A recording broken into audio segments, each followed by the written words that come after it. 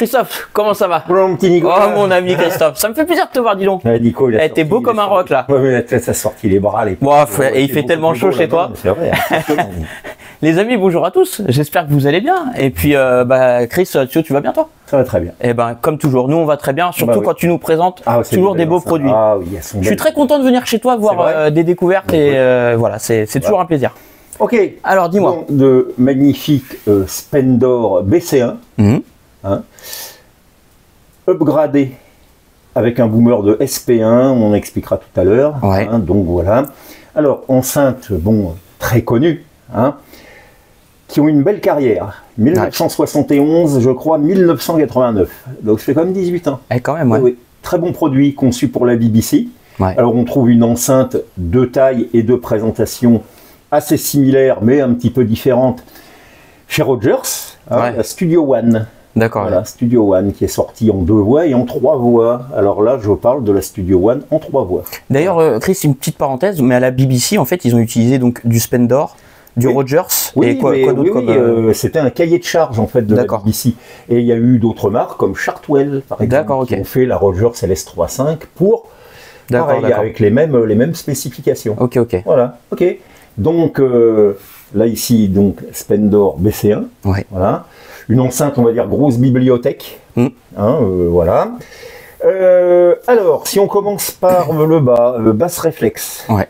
Basse réflexe. Particulier? Oui, particulier. C'est-à-dire que il n'y a pas d'évent derrière. Il n'y a pas d'évent. Mais par contre, ici, ils ont ajouté un petit anneau en mousse, de manière à absorber certaines réflexions, malin, ça, de faire ça, d'ailleurs. Fréquences, oui, certaines vibrations. Tout à fait. Voilà. Au-dessus, moi, ce que je qualifierais pratiquement de la pièce maîtresse de l'enceinte, c'est-à-dire là, le boomer. Alors, sur la version, on va dire, entre guillemets, d'origine, on a un haut-parleur Alnico avec membrane en Bextren. Le Bextren, c'est un matériau, je crois que c'est une sorte de caoutchouc, qui avait donc été développé pour la BBC, voilà, qu'on va retrouver chez KF aussi, etc. Donc, c'est la membrane noire, là oui, c'est celle qui est noire, brillante, qui reçoit un traitement. D'accord. Voilà. Et après... les membranes en Bextren, ils ont sorti les membranes en polypropylène. D'accord. Supposées plus performantes, alliant un ratio bien meilleur entre le poids, la rigidité, etc. et tout. Et là, donc, on a une membrane en polypropylène et on s'aperçoit qu'elle a été traitée. On voit bien le côté artisanal de la chose avec les coups de pinceau là-dessus. Voilà. C'est une membrane qui est transparente, donc du coup, on voit le... On voit le speeder à l'arrière. D'accord. Voilà, tout simplement. Suspension, ici. En néoprène, avec demi-rouleau inversé. Voilà. La spécificité de ce boomer, c'est que c'est aussi un médium. Et voilà où, là, quand même, c'est une très bonne idée, on va dire, puisque ce fameux médium, boomer médium, est coupé à 3 kHz. C'est-à-dire qu'en fait, on va considérer que tout ce qui est le médium est fait par ce haut-parleur. Voilà. Il ne joue que du médium. On entendra chanter un chanteur ou une chanteuse là-dedans. Uniquement. Et ça, c'est une très bonne idée. Néanmoins, il faut un haut-parleur extrêmement étudié et sophistiqué de ce point de vue-là pour arriver à donner un beau médium. Un tel résultat, oui. Voilà. Donc c'est pour ça que je pense que ce haut-parleur, c'est la pièce maîtresse de l'enceinte.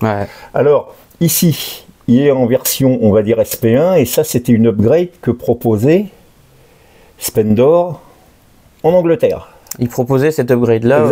Exactement, pour moderniser un peu l'enceinte. Voilà. C'était pas quelque chose d'un particulier qui allait rajouter. Vraiment, d'accord. Une upgrade. Mais c'était le particulier qui faisait lui-même son upgrade. Il achetait le haut-parleur et puis il le montait. Ça n'a rien de compliqué. On y a un accès très facile d'ailleurs, puisque la façade se dévisse. Et on a accès à l'intérieur directement aux filtres. Qu'on a pu voir d'ailleurs. Oui, aux haut-parleurs qui sont montés par l'arrière, etc. Là, ici, un tweeter bien connu, qui est le HF 1300 de chez Celestion. Alors, on le retrouve dans une foultitude d'enceintes, chez Celestion, dans des Dayton 15, dans Dayton 15 XR. On le retrouve chez BW, dans les DM4, les DM2. Oui. Et on le retrouve aussi chez les IMF. Voilà. Et donc, c'est un tweeter qui a la particularité de pouvoir descendre assez bas, donc à 3 kHz, il est à son aise, mais par contre, il coupe relativement haut. Relativement bas, pardon, à 13 kg. D'accord, Voilà, et c'est pour ça que juste derrière, il y a ce petit haut-parleur assez singulier là, qui est un Coles 4001, qui vient prendre le relais à partir de 13 kg. Et lui, il monte... Oui, il monte très haut, parce que là, la membrane, elle est infime, etc. C'est une toute petite membrane. Il ressemble un peu d'ailleurs au HF2000 de chez Celestion. Mais là, attention, ce n'est qu'un super tweeter. Super tweeter que l'on entend bien. Voilà. On l'entend bien. Alors, justement, il est là, on l'entend juste ce qu'il faut, on va dire. Voilà. Il a la particularité d'avoir une impédance de 23 ohms. Ouais. Donc, en fait, ce qui réduit aussi beaucoup son efficacité. Hein, puisque les autres haut-parleurs, on va dire que c'est du 8 ohms, et lui 23 ohms, hein, donc c'est pas pareil. Voilà. À l'intérieur de ce modèle-là, sur les préconisations d'un anglais bien connu, j'ai fait une petite modification au niveau du filtre pour que justement le call soit un petit peu plus présent, parce que sur la version originale, on n'entend vraiment pas grand-chose. D'accord, Modification réversible, comme toutes les bonnes modifications, puisque en 3 soudures, on retrouve l'ancien montage. Voilà, tout simplement. Voilà. À part ça, grosse étude aussi donc au niveau du filtre, qui permet d'avoir une courbe de réponse relativement lisse. Sinon, un petit accident aux alentours de 3 kHz et demi avec le HF1300, et c'est peut-être la seule un petit peu erreur de chez Spendor ou Roger, qui aurait dû le positionner peut-être plus près des parois, etc. et tout, plutôt qu'au milieu. Ah d'accord, voilà. Tu veux dire l'excentré ça aurait amélioré les choses. Voilà.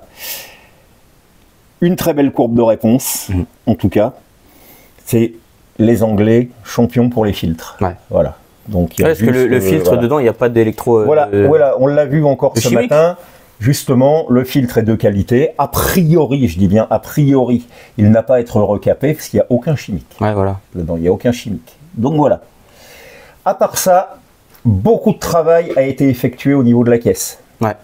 Où les parois sont extrêmement minces, 10 mm. D'accord, 10 mm. Donc c'est très très peu. C'est bien. Très peu. Oui, alors déjà, c'est pas de l'aggloméré, hein, c'est du multipli. Oui, voilà. Déjà, c'est du multipli. À l'intérieur, sur la paroi de 10 mm, il y a une couche non pas bitumeuse qui fait 8 mm, mais je crois que ce sont des fibres végétales compressées. D'accord. Et comme tu l'as vu après, il y a de la mousse acoustique à l'intérieur. Bien épaisse. Bien épaisse, bien dosée. Donc en fait, une caisse très très travaillée aussi. Ce qui permet d'avoir finalement le résultat sonore qu'on a derrière. Ce qui caractérise cette enceinte, c'est toute l'optimisation qui a été faite là-dessus. Toute l'optimisation qui a été faite.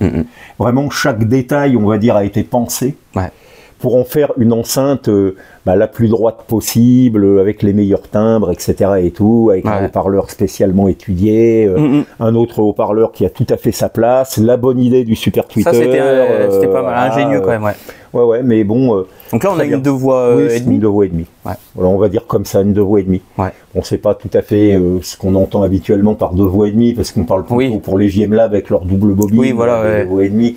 Mais oui, on va dire une 2 voix et demie. Voilà. Bon, à part ça, au niveau de l'écoute, on a une enceinte neutre qui marche très très bien, qui a même un certain coffre, c'est assez étonnant.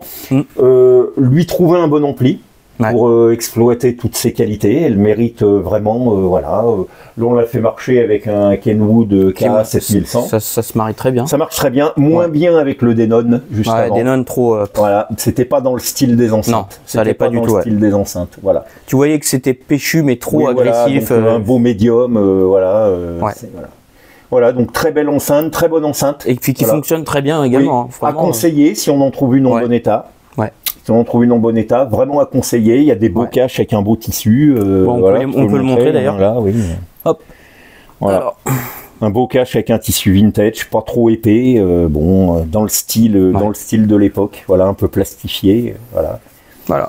Mais gageons que chez Spendor ou chez Rogers, avec leur cache et leur tissu, ils ont dû faire des essais pour bien montrer que ça allait bien, Alors, les enceintes, c'est ça qui m'étonne un petit peu. Préconisation de mettre des pieds d'à peu près 25 cm, je crois. Ça fait pas haut. Ça fait pas haut. Ça fait pas haut. Ça fait pas haut. Moi, j'aurais plutôt dit, quand on prend l'enceinte, avec ses 65 de haut à peu près, moi j'aurais plutôt 50? dit une quarantaine. Ouais, 40, j'aurais dit une quarantaine, oui, ouais. 40, 45. 25, quand on les voit monter sur des pieds qui étaient dédiés par Spendor, là, ou Rogers, c'est 25. Donc c'est assez bizarre. Alors après, peut-être que les pieds les mettent un peu... légèrement inclinés, peut-être, inclinés vers l'arrière, voilà. Après, peut-être avec le super Twitter. Ouais, mais ça me semble bas, ça me semble bas, quand même, un petit peu. Bon, voilà. Bah, oui. Étrange, mais très belle, en tout cas, très belle enceinte. Beau plaquage, beau plaquage. Même l'arrière est très très bien. Voilà.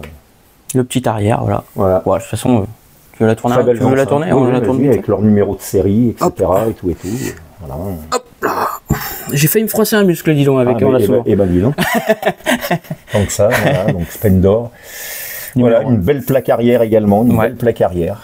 Ouais, elles sont vraiment très... Bornier classique, typiquement anglais, avec la possibilité de mettre des fiches bananes. Ouais. Voilà, ce qui est bien, parce que au niveau prise de câble... Derrière, le trou, c'est trop fin. Le trou est mince, voilà. Et toujours l'avant vissé, l'arrière vissé, démontage. Ça, c'est une bonne chose quand ils font le vissage... Bah oui, mais c'est pareil. Pour l'accessibilité. Ça revient plus cher que de coller simplement. Tu vois, voilà, quoi, c'est... Ouais. Voilà. Un gage de qualité. Voilà. Bah, merci. Des enceintes bien faites, bien finies. Voilà. Les amis, j'espère que très agréable à écouter. Ces enceintes vous plaisent, parce que Spendor, c'est vrai que on en a jamais parlé encore sur la chaîne. Non. Donc belle enceinte. Et puis merci à toi. Belle réalisation, et chez Spendor comme chez Rogers, pas beaucoup de modèles ratés, parce que ils travaillent. Les ingénieurs, ils sont. Il y a du travail. Les Anglais, ils ont fait des belles choses. Ils sont forts. Il faut reconnaître qu'ils sont forts. Bon, après, leur problème à eux, bien souvent, c'est l'ingénierie. Là, dis donc. Les combines qu'ils trouvent pour ceci, pour cela. Là, on vient de donner. Les mecs. Oui. Ils vont loin. Oui, c'est pas toujours très pratique. Ouais. On va dire ça comme ça. Mais bon. Et on connaît. Voilà, donc très beau produit. Eh ben merci mon Christophe pour cette petite présentation. Mais de rien. Et je pense que pour la prochaine présentation, on va certainement rester dans les anglaises. Donc restez bien attentifs, les amis. Voilà. Ce sera pas à nous les petites anglaises, mais les grosses anglaises. Oh, les grosses anglaises, ça c'est clair. Vous allez kiffer les grosses anglaises. Oui. Allez les amis, à bientôt.